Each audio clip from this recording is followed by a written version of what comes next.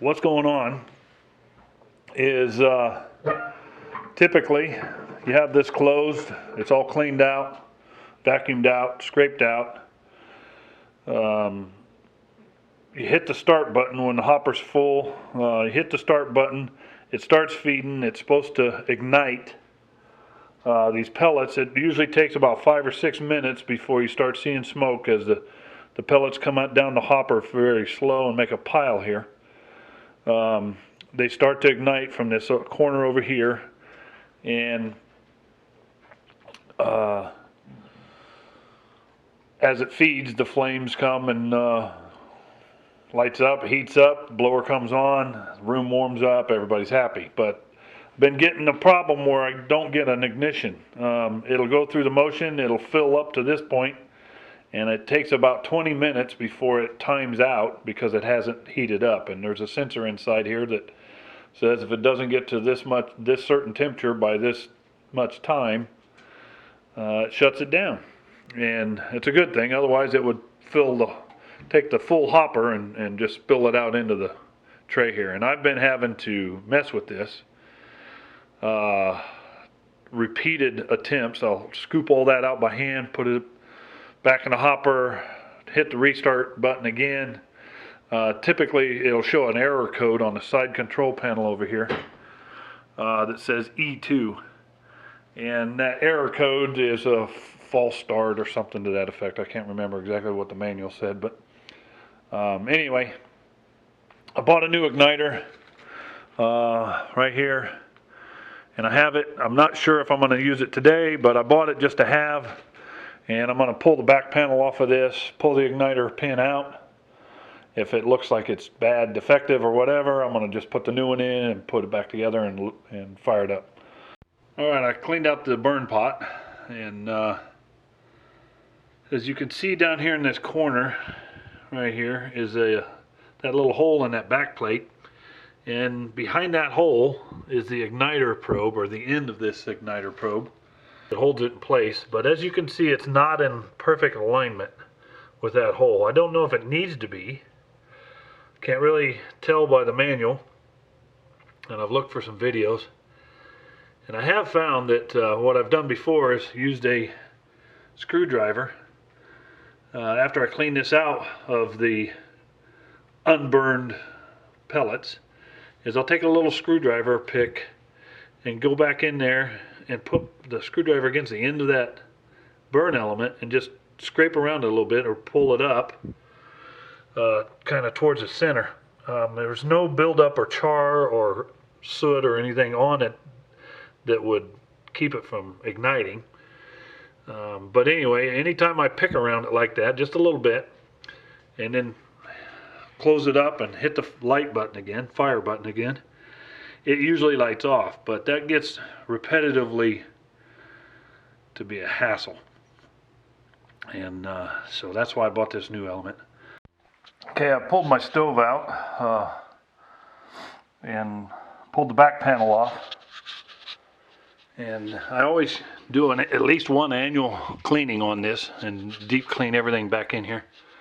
But I think, as you can see here, the igniter is going in right here. These two wires go into the igniter, and there's a bolt back there with I think it's a 5/16 head on it that holds it in place. Right now it shows it looks like it's flush to the back of the casting. This is an after 2004 model, so it's got the built-in casting for the igniter right there. My light just fell down. But anyway, need to pull that out now. Okay, here's what I found. The original probe didn't align with the hole very good, because this is the original probe here, and it has this collar on it, but the collar has like a crimped on lock ring of some sort, and that lock ring is not sitting on there square. It's crimped on. I can't get it to move, even by tapping on it. So it's not allowing the collar to sit square and allow the tube shaft to go in the hole straight. So I did notice there was a little bit of a bend in it initially, and I thought that's what the problem was. So I took the bend out and made the tube virtually straight, and when I put it back in there, I found that it barely even came to the edge of the hole. The tip of this barely came to the edge of the hole. So what I ended up doing, I don't know if you can see this or not, but that probably looks fairly straight, and that's the position it's going to be in when it goes in and gets locked down.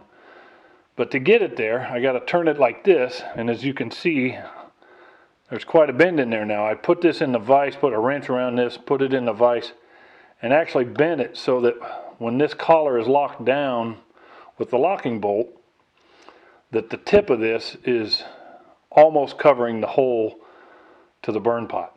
The barrels are about the same length. The original factory one is just maybe a 1/4 inch longer in actual barrel length, but the adjustable collar in that length kind of wipes that out as not being an issue. So the wires are the same length. I did an ohms resistance test on it, and they both ohmed out at 0.04. So there's probably nothing wrong with this old original one. So I think that's what I'm going to do. I'm going to clean that up a little bit, and then I'm going to put it back in there. And I know the new one doesn't have that same type of collar.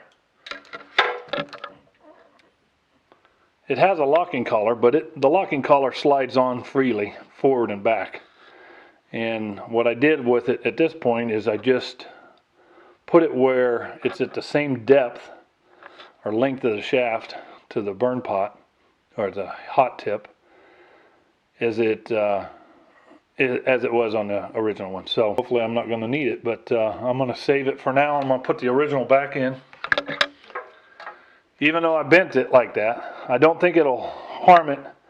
It's filled with an insulator of some sort, because I can see it at the back end here. It's a silicone or something back there, hard plastic. So this end is not the hot end, this end down here is.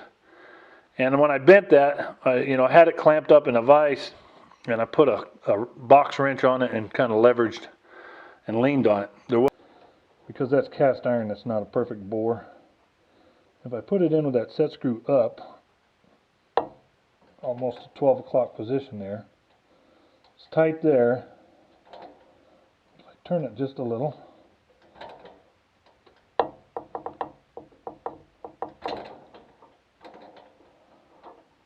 turn it that way just a little, and bring that up.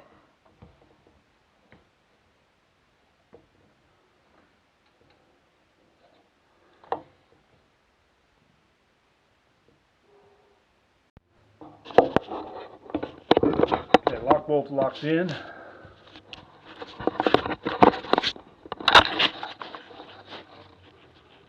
And I think you can see it.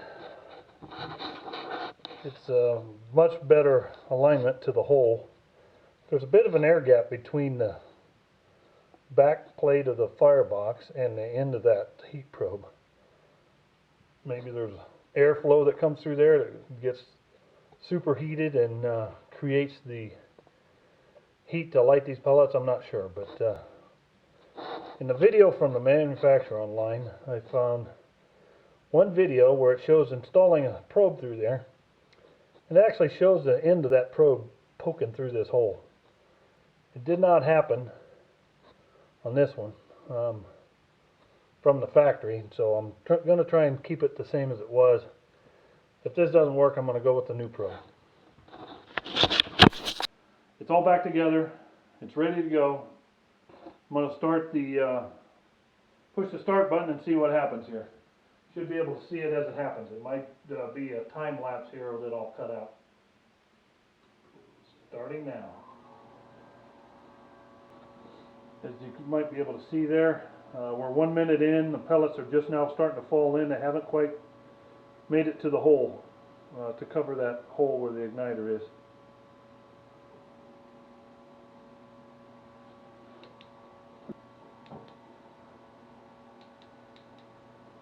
Okay, without my flashlight beaming in there, I could see a glowing red ember. The hole's not covered yet, but with pellets, and we're 2.5 minutes in. It's just now covering the hole, so I'm guessing we're going to see smoke here in about a minute. Now, to be fair, the hopper was already full from several false starts before, so as soon as I turned it on, pellets started feeding in. If your hopper's empty, it's going to take a little bit longer for the pellets to get down the chute to the hopper and fed out to the box. I've got the exact same stove out in my workshop, and I do that out there, and that thing has got a good flame in the pellets within 3 minutes, and I've got enough heat for the fans to come on within 6 minutes. For some reason, this stove just doesn't play that way. 5.5 minutes in. There I can see smoke. I can faintly see some smoke there in the back. There's a lot of airflow in that burn pot coming from the outside air coming in for combustion, and it has to have that pressure before it'll allow it. Now you can see the smoke's really starting to come on. We'll have a flame here in about a minute. 6.5 minutes in. Just saw a little spark there. You see like a firefly spark, like you get off the campfires. You see that? There's another one, and the smoke is really billowing in there. I'm going to take the light away. Don't know if you can see that smoke, but you'll see them fireflies.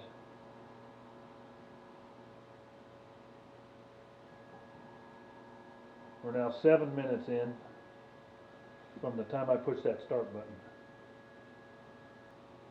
Just waiting for that little puff of air to hit and create a flame. There it is.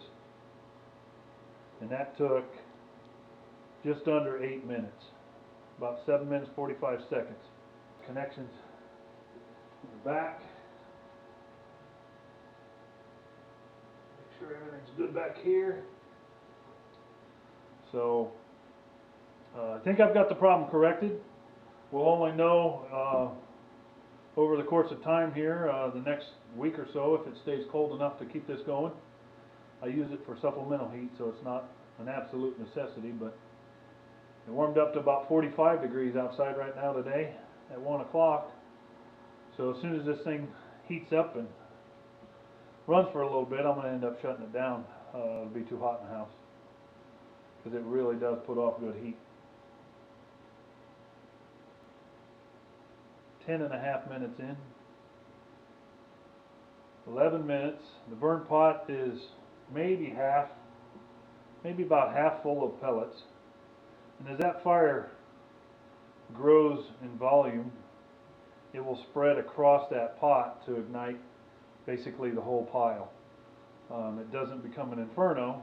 It's a controlled fire based on the amount of pellets that are fed in and the settings that I have it on. I've got it on a fairly low feed setting because I don't want to go through so many pellets, for one, but two, it puts out so much heat that if I added more, it'd be hotter and we wouldn't be able to take it. So 13 minutes in, but it's not pushing air. There it comes. Now it's pushing warm, very warm air out this grill already. It's no cold air started through because that whole chamber has been heated up for the last 12-15 minutes.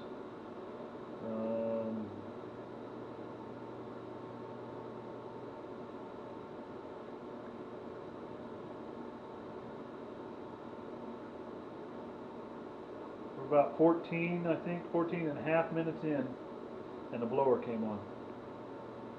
So, comment down below, tell me what you think, what you like. what I did or what I could have done better.